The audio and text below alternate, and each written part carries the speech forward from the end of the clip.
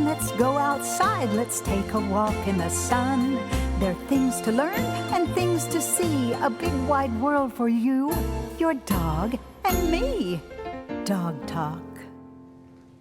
Hi everybody and welcome to Dog Talk. I'm Pat Becker and this is such a special week for us because we have my dear friend Kari King who is on as my co-host. Kari, how are you? I'm fantastic, Pat. It's so exciting to be here. It is so exciting because Kari kind of completes the whole family. Everybody who we have as on the crew is from Channel 52. That's when we right. did the old show, you were a producer. You did so much out there, and still at Channel 4, every time I go out, you're doing something different. Something different. So I stayed in television, yes, but it is really nice to get the gang back together. Oh yeah, and see everyone. It Absolutely. Is. And I'd like to welcome Teresa Stewart. How are you? Another old friend of mine. Ava Magruder, how are you? Good, how are you? And you are wanting to be a junior handler. So this is so exciting for me because we do try to kind of get kids into interacting with their dogs. Off the couches, out of the backyards, there's so many sports and things to do, and I, in the past, have made kind of videos of every kind of sport I can think of, but this one is different. Now tell us about junior handlers.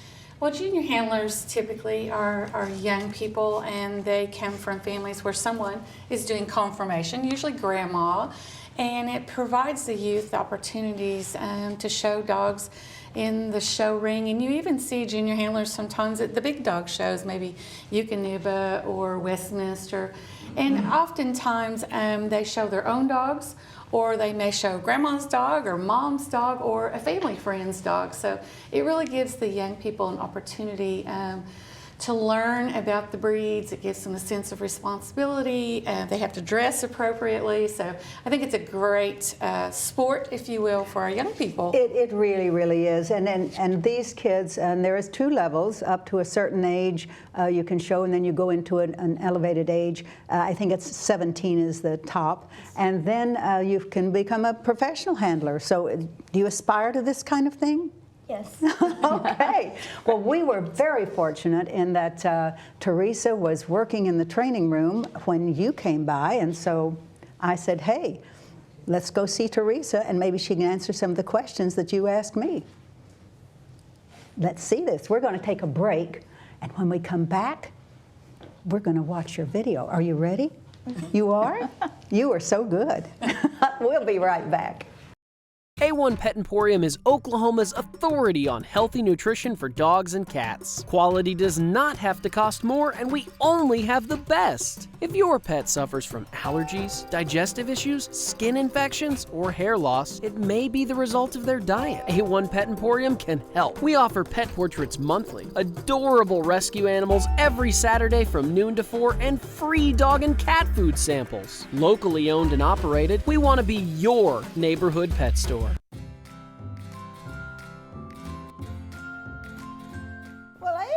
How are you? Good, how are you? I'm doing really well. I've got everything organized for our barn hunt in here and we're ready to go. So what are you up to today? Well, I wanted to come to you because I wanted to learn how to be a junior handler. A junior handler. Excellent project for you. You know what? As a matter of fact, I have a friend of mine who is an owner handler, and she is in the training room right now. Her name is Teresa Stewart. Would you like to meet her? Yeah. Because she can give you all the answers that you want. Okay? Okay. Let's do it. Teresa. Hey, Pat. Excuse me for interrupting you, but I have a friend who wants to learn how to handle dogs in the ring. That's great. And I told her that you could do that. So tell me, just give us a little information here. What does a junior handler do? Oh, a junior handler has fun, and they get to show dogs in the show ring, and you get to learn how to groom dogs. And then when you get to be an adult, you could own your own dog and handle it, or you could become a professional handler and show other people's dogs. Yeah, and there are different ages in the junior handlers thing too. Correct. They're the younger ones, and then the ones that, and then I think it goes up to what, 17? 17, 18. And at that point, then you could actually get a license to become a professional. Wouldn't that be fun? Or you could tell mom and dad to buy you a dog and show your own. There you go. Well, I'm going to get out of the way. I told her that you could kind of give her some information about this, about how it's done. Can you do that? Oh, absolutely, absolutely. You have a good time, okay? Well, first of all, when you get ready to practice with your dog, you need to take them outside and let them do their business. So when Fazer and I came in a while ago, we did our business, and I see you're dressed appropriately. When you show dogs, you need to be well dressed in a suit or a nice skirt. So you look very nice. Thank you. So I think you're all ready to go. And the thing to remember when you're showing dogs is to have fun. Because if you're scared or if you're not having fun, your little dog will be really scared and he won't show very well. Okay, so the first thing I'm going to have you do is just learn how to walk your dog. It's really important to keep the right pace going so that your dog looks his very best when he's walking around, okay? So this is Fazer, and he's a Russell Terrier, and he's still a baby. He's not even a year old yet. So you're going to practice with him today. And when you show your dog, Fazer, come, you always want to put him on your left side. And you keep the leash a little bit tight because he's going to want to do things like this, and he's going to want to sniff the floor, and you want to keep his head up, okay? So I'm going to walk behind you and hand him to you. Let me show you something. You need to hold it a little bit tighter so you can keep his head up and walk briskly. Come, Fazer. See?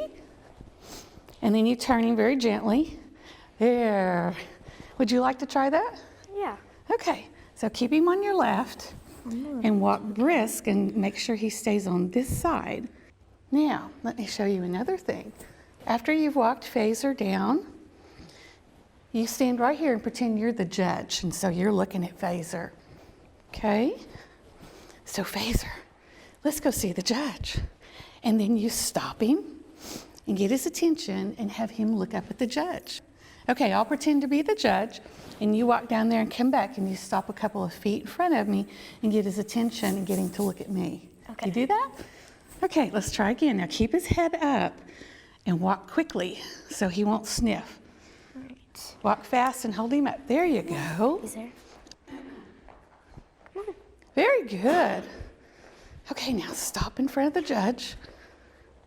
Get his attention.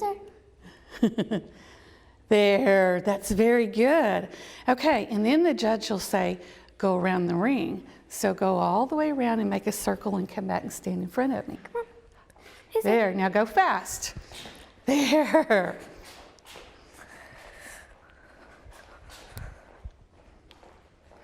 And then stop in front of the judge again. Get his attention. That's really good. What do you think of that? Well, I liked walking Fazer. Okay. He's a pretty well-behaved dog, and I think he did pretty well. So Ava, you asked about stacking your dog and putting him on the table, and this is kind of a tricky part, okay? So you're going to take your lead and you're going to undo it, and you take your dog and you pick him up under the chest and under his little butt, just like this, okay? And you want to put him on the very edge of the table. So his little front feet need to be right there. And then you take this lead that's in your way now, and you put it around your neck, just like this, okay? And then you take your dog, and meanwhile, the judge, he's gonna be standing there watching you. So you take your dog and you make sure he's stacked really pretty. And for different breeds, that means different things. And so on the Russells, you kind of stretch out his back, make sure his feet are close to the edge, and then you hold his head up, and then you take your hands away and you look at the judge, and the judge knows that he can now come over and check your dog. Okay, ma'am, you won first place. Step over here and get your ribbon.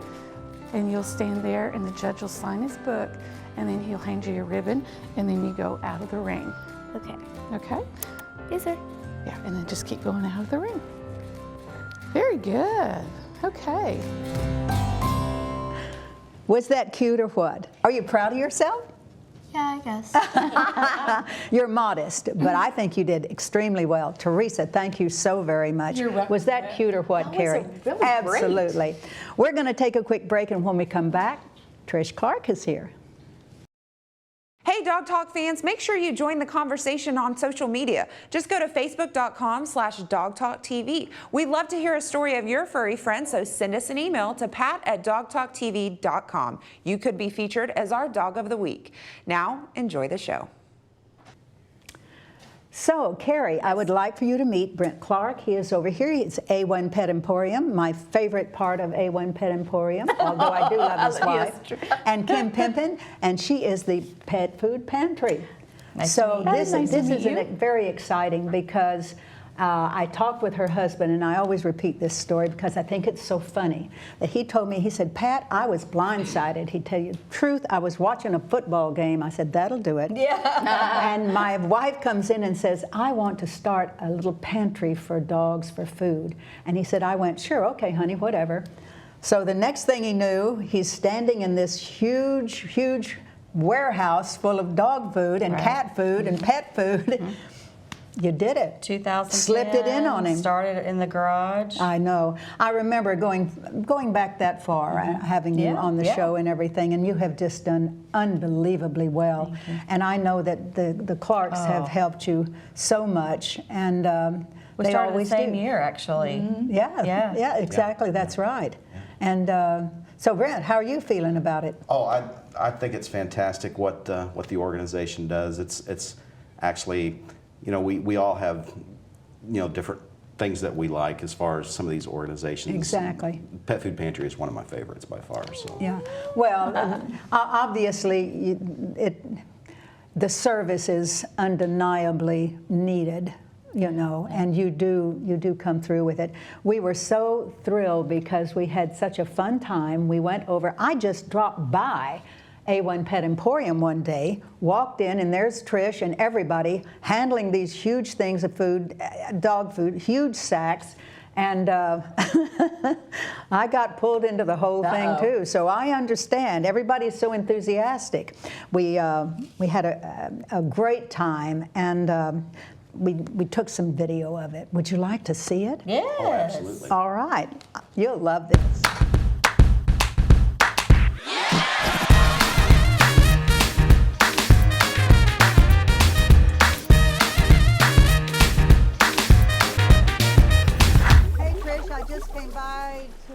Hi. What in the world is going on? Oh my gosh, you're here like right in time. Can we put you to work?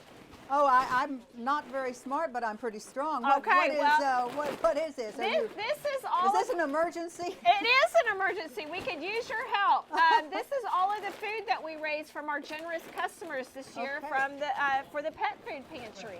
My God. Yeah, we got 12,350 pounds, so over 6 tons of food. This is an enormous amount. Yeah, so we have some incredible customers that come and they help out. Isn't this awesome? It is awesome. So how long will this last at the Pet Food Pantry? I think about maybe 3-4 months.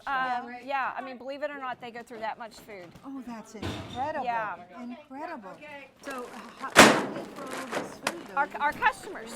So we were this is all bought by our customers. We basically ask our customers, would you like to contribute $5 of food to the Pet Food Pantry? And they would say yes, and then we would take their $5 and we would buy food at wholesale. And this is what all they bought this year. Incredible. Are you ready?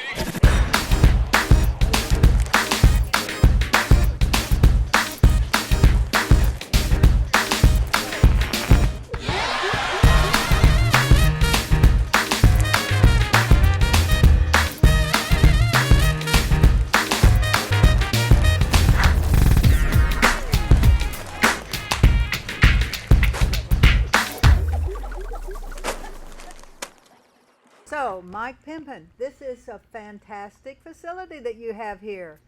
Well, thank you. Thank you very much. You know, it is amazing to me now, because I remember having Kim on my program when I did my radio show and then my TV show when we were at 52, And recently I heard about you all looking for a big place. But tell me some of the beginnings of this. You were talking to me earlier about you were watching television, a football game, and your wife came in and said what? She had been at Salvation Army that day and saw a bunch of elderly people playing bingo, and they were all, the winners were all getting animal food instead of getting food for themselves. So I was watching football that day, and she come walking through the house, and she said, "We're going to start a pet food pantry." And I kind of waved her. I'll say, "Okay, baby, whatever you say, Just whatever don't you bother say." me right now. Yeah, that's yeah. Pass me a beer. I'm watching TV. Really, but I went out. She goes, "I need a shelf," so I went out and built her a shelf, and we had like 6 bags of food on it. And she took off that first Saturday just happy. We had 2 clients at that time. And as you can see, we've grown from that to sending out about 7,000 pounds a month now. It is amazing to me, just amazing, that going from that place to this place that Yes. you are now. So it must take up a lot of your time. Yes, I retired about 2.5 years ago now, and thought retirement was going to be different than what it is. I put in about 25 hours a week here now, and Wow. it just keeps growing. Of course, And we're of just course. we The get a- demand never ends, does it? No, our client base just keeps growing. So what basically is the volume of your client base, would you say? Well, we've got close to 140 homebound people, and we have like 24 route drivers, and they come in once a month, and we load them up with food for all the homebound people, and they distribute from Norman to Edmond, from Midwest City to Mustang. So we have a lot of food going out to those people, and then we have probably about the same amount of number of homeless people. I see. And So where do they pick up their food? one of the places that we take every other Wednesday, we go down to 6th and South Chartel, and there's probably about 45 people that are homeless. Wow. And not so much now, but when we first started, they'd come pulling up their wagons and grocery carts. With their dogs. With all their stuff. Exactly. You know, I know that they do revere their animals. Wow. And, you know, it brings them comfort to have one of those animals, a cat or a dog. And so how are they treated? Have you picked up any of that? Their animals are truly treated probably better than a lot of people that have a lot of money. They sleep with their dog. They go without food, so their pets don't. So their pets can have food. And I understand that. And it is a great service that you all do, you and Kim. And I know that God has blessed you in so many ways just from doing what you do. You know, as I say, it is time consuming. There are sacrifices that have to be made, as are in rescues and shelters. Everybody who does the hands-on thing in animal advocacy, it's always the same. It's from the heart. Yeah. It has to be. You know, it is an emotional tie that you feel, you know, in being a caring person. So we thank you so much for doing it all. And all of this food that you see here was donated by most of the customers from A1 Pet Emporium. That's right. And they've donated money, and I guess at this time of the year they do this kind of thing. Yes, this is their 3rd year to do this, and each year it gets 2,000 to 3,000 pounds more. Yes. And this year it's like 12,000 pounds. Yes, a little over 12,000 pounds, which is an enormous amount. Yes, But it is. there again, as we say, it is in demand, and so it will go out the door as all of the other foods. Yes. So we congratulate you, you know, on helping so much, on donating your time and your energy, as we say, because it is a worthy thing, and your karma's going to go through the roof. Thank you very much.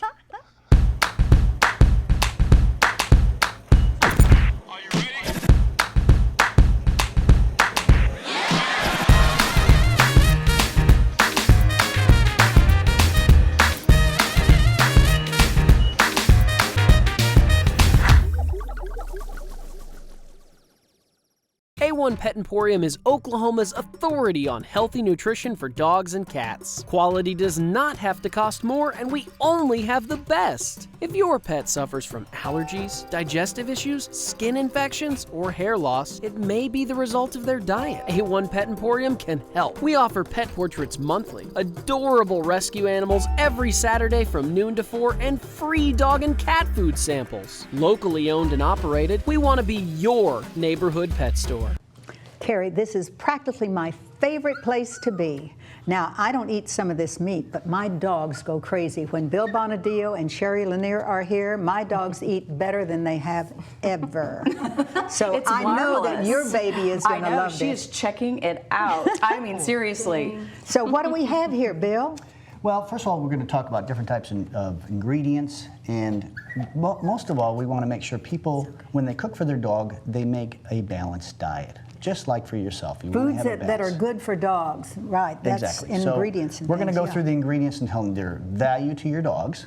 I'm going to go ahead and tell you what we've got today. We're going to make a chicken pasta salad, which is you're probably thinking, gee, why? How can we do pasta salad? There's a lot of wheat and there's a lot of glutens and stuff in there. So we're going to tell you the secret on how to make chicken pasta salad for your dog. All right, Sherri, the first ingredient we're going to do is going to grill some chicken. So, Delicious. let's talk and about it some smells protein. fantastic. Well, the better quality of meats are obviously going to be great for their bones, wonderful for just their nice, well-balanced nutritional needs, for the nice stabilization. He has pasta as well. That's going to be a fantastic gluten. Anything can look like pasta, but this type of pasta and the better types of pasta with the ingredients is he's used brown rice. Brown rice is fantastic to stabilize a glucose level, balance out, and add to the nutrition. Yeah, and basically that's what we're doing. We're using gluten-free pasta, so that's kind of the secret in this recipe. We're not using your normal pasta or a wheat pasta. We're using gluten-free, which is made with brown rice. So that's going to be good for you and your dog. And the last ingredient, of course, to make it balanced is going to be our fresh carrots. So Carrots this, are I'm going to great. reiterate here, this pasta is made with brown rice. It is. Right. It's So it gluten-free. looks like noodles, but It it's is. actually brown rice. That's It's just, yeah. fantastic. What tickles me about the appearance of something, and we're so blessed with the way that the world is going with nutrition, is that could actually even be just straight spinach, and we know that the nutritional value in spinach. So the brown rice, as the it's not as bad as starch for the body for the most part. Of course, I love carrots. You're not going to get better than carrots or bananas and things like that. The potassium in the bananas is fantastic to stabilize the metabolism and/or the glucose level. And rutabaga, I didn't realize that that's pretty much the same thing as the bananas. I did Sweet not potatoes, either. flax seeds, yogurt, ginger. Ooh, I love ginger. Coconut, that's good for the skin and glucose levels. I didn't realize that. That's amazing how all these different quality products, like if you put ginger and pineapple together, it will help with the dog that is lacking minerals in waste eating and things like that. So we get a lot of people who say, my dog eats poop. But Yeah. you're saying that pineapple can help that? Well, it's the pineapple and coconut combination together is what I've been introduced to, and it is absolutely a miracle worker. Yeah, and of course we know that cranberry is good for urinary. That's with us too. So what did you bring today? Well, I focused on everything that I had as the quality we're referring to today. And we talk also on our list with the yogurt. The yogurt is a nice, wonderful tummy soother for the most part in case they eat something that's just not as fantastic for them, and it helps with the better bacteria. And I use a lot of that products in everything that we make in reference to a decorated product. It's a honey-based yogurt and or an egg protein flour. Once again, we're referring to the protein as being the strength within that strong bonding of the nutrition, so the fibers can remove the waste for the most part. So that's what we do at the store, is we offer the higher quality, nicer blends that we're referring to today to blend in so they do get exactly that nutritional need that they need. Excellent. What if they're allergic to, say, something like a chicken? Could you substitute that with a different lean protein? You definitely can, and what is an all-natural, what we hear as well, it's referred to as diabetics. It is a carob. We offer carob that's not necessarily a meat source, well, it's not a meat source. It is a great source of different vitamins, minerals, but the protein. Okay, the protein. The is natural key. protein, it doesn't have the coconut, the cocoa powder in it. So that's another way to introduce. And you know, poultry sometimes can be something that's not so highly acceptable. Different breeds too have a predisposition for being allergic to certain things. You know, pork and beef and all of these products, all of these meat products. You know, they all are very, very good for protein, and we really, really need it. So a lot of times when you cook like this, like Bill is, you know what protein you're getting. Absolutely. A lot of times in a can you can't tell. That's true. And when you're cooking for your dog, you have to remember a lot of people use table scraps, but you have to be sure not to add the salt and the other ingredients that are not good for your dog in giving them table scraps. So if you're going to go ahead and cook for your dog and cook for you, you need to keep that separate, and then you can put them together later. The rest of our ingredients, we've already got our chicken in the bowl, we've already got our carrots and our gluten-free pasta. We're going to add olive oil for the moisture. So tell us a little bit about olive oil. I think the benefit of olive oil is not just, I mean, it's the same thing for humans, is it's a better quality, what's helps for skin and coats. Number one, skin and coats. It's just going to help with a dog that could maybe consider scratching and biting in certain areas. You contribute that with the coconut oil, and you're going to really have a very healthy, all-natural way to address their skin and coat. Now we got some fresh parsley. That is a wonderful product, and it can add a great flavor as well. It's not greens like your peas or green beans. Parsley is wonderful to stabilize their glucose level, help with blood sugar level too. And we may not even know that they have those issues until, I guess the drama is, they have them. And so just have to focus on the better quality ingredients. Preventative food is almost as good as preventative medicine. There so we're you going to go. add some little Parmesan cheese in there. I know this sounds Italian, right? Got olive oil, got Parmesan cheese. Boy, do they love the So do you smell. serve this at Papadillo's? No, we don't serve this at Papadillo. Yes. But you can make I mean, this you salad and could. enjoy It it sure yourself. smells good. That's right. What a nice All lunch. right, so we've got Parmesan cheese in there, and then we're going to add just a little bit of rosemary. And Just they a love little. all that fragrance. Oh, they think Okay, I'm and getting so mom and dad's what does food. rosemary do? Well, I kind of think it's just going to go along with the same thought patterns, parsley. It's just going to add all those nice antioxidants to help cleanse, as fiber does, Right. the body. So It's does wonderful. your thick red sauce from Papadillo's help? Well, what the deal is if you want to go ahead and make this for your dog and eat healthy, you can make this same pasta. Now, the only difference is when you cook this pasta for your dog, you're not going to add salt in the water. So go this ahead is human. This is human stuff. So we're going to Okay. show you how to do both really quick. We're going to go ahead and make the pasta salad here for your dog. And go ahead and keep some of the pasta aside. Heat up some of Papadillo's thick red sauce. I'm going to put a little bit of this out here. All right. There for And my dog. That way, all you have to do is heat up the sauce, pour it over the pasta, and of course your grilled chicken is going to be hopefully a little leftover for you. And you can put it on top, and that way you can have dinner with your dog with a pasta salad. The humans Boy, get the they love leftovers that. this time, right? Yes, that's right. Carrie, thank you so much for joining us today. It was This was great fabulous. having Thank you. This has been Well, you made fun. some new friends. Your dog has made some new friends. You know where to get good food and everything. Folks, we had such a great time today. We hope that you'll join us next week. It's going to be fun, fun, fun. Am I right? That's right. Yes. Carrie, you're coming next week, I aren't am. you? I'm coming back. All right. That's good. That'll be great. And we appreciate it. Bill, thank you. Sherri, as usual, my was pleasure. super. Thank you. Just super. So we will say goodbye until next week. All right.